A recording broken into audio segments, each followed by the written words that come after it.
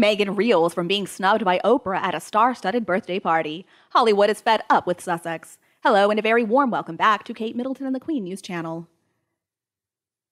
Ever since they arrived in the US, Meghan and Harry have been trying their best to break into the A-list celebrity circle. And I think it's pretty safe to say that even as arrogant and entitled as they are, they have to realize they have failed. Nobody they want to hang out with wants to hang out with them. Just yesterday, Meghan and Harry were snubbed from a star-studded birthday party for Oprah Winfrey. So I guess Meghan won't be inviting her over for a vegan latte anytime soon. So it looks like everybody is turning their backs on them after their decision to tell their story via Netflix documentaries and also the book that Harry wrote. There is nobody who trusts them at this point. I don't think Oprah ever considered Meghan a friend. Instead, she just viewed her as an interview subject. She was never allowed into Oprah's friend circle, come on. I mean, not even Harry would be thought of as anything but a business opportunity for her. And I'm guessing Meghan was made to feel like they were going to be great friends, but Oprah used Meghan and she used Harry too. Oprah did, however, invite Priyanka Chopra, who apparently was one of Meghan's best friends. Remember that time in the Royals box at Wimbledon when Priyanka was the only person who wasn't clapping when Catherine got there? It doesn't take celebrities a very long time to figure out who to distance themselves from, and Meghan's reputation is in the gutter right now. And I'm not surprised. This is the way that things go in Hollywood. She thought she was going to be this big Hollywood celebrity, but she never has been, and she never will be. See, Meghan's an outsider, and nobody wants to let her in.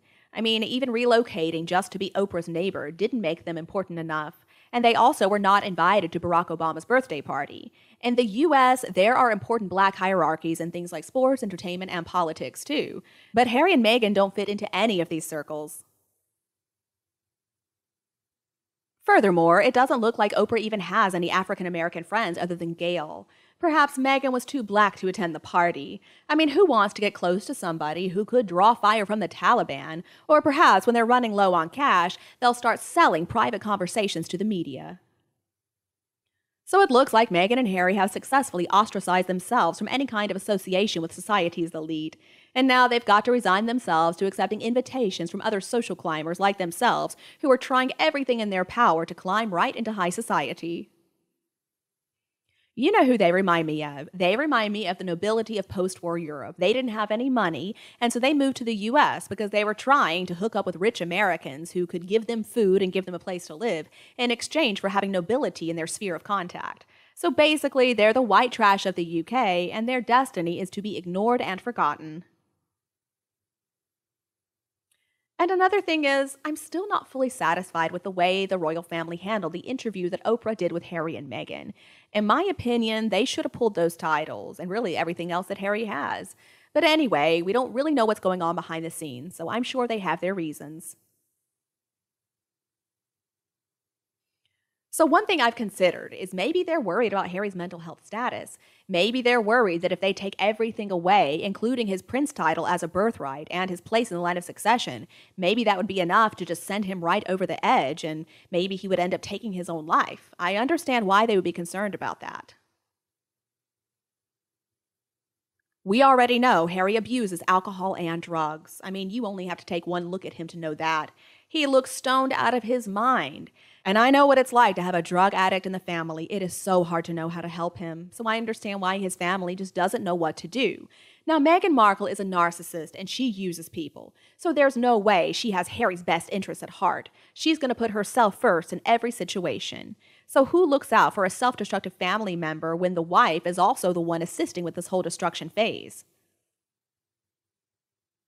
Now, of course, I don't think it would be the right decision to just give in to Harry. I mean, Harry cannot ask to be the Major General of the Royal Marines again. That's a ridiculous idea. He cannot ever be a working royal again either after everything he did in his books and interviews.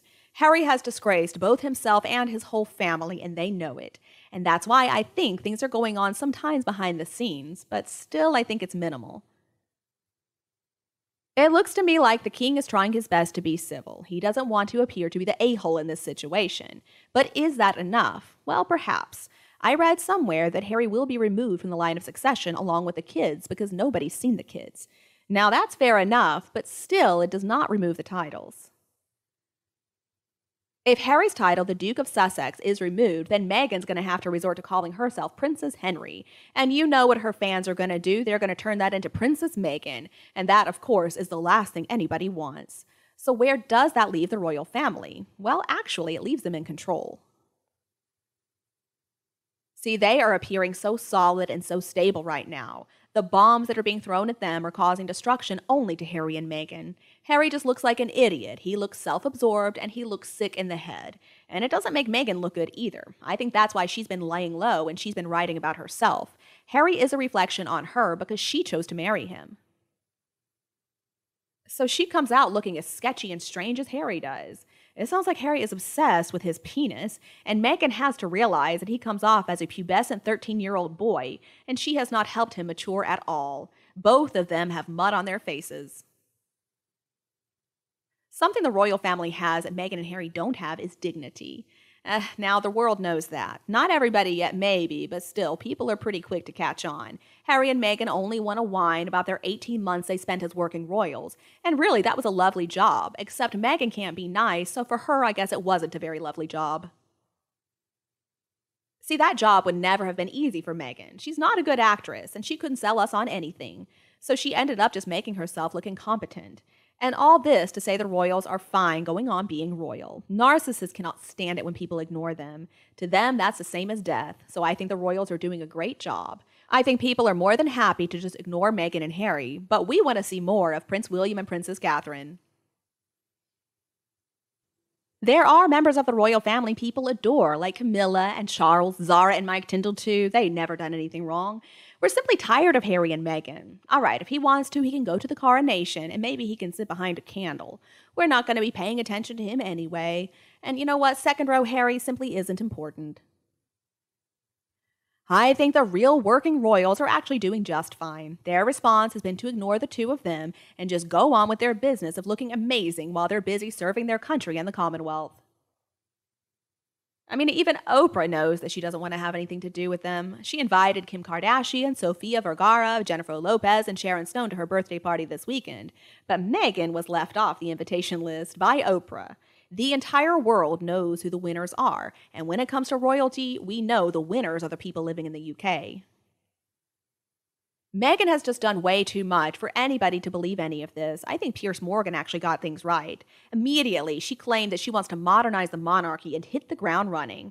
Now, a lot of the staff who she borrowed from Catherine were lent to her because she sent them messages at 5 a.m. instructing them about what their responsibilities would be for the next day. So she wanted to make sure, supposedly, they would get them right. And a lot of people who had been working on behalf of the monarchy quit during Meghan's reign. She didn't dress appropriately, and the Queen said something to her about it. For one thing, apparently the Queen told her she needed to wear stockings. So she announced that she was expecting Archie at Beatrice's wedding. She wanted to take the spotlight away from the bride to steal her thunder. What a horrible woman.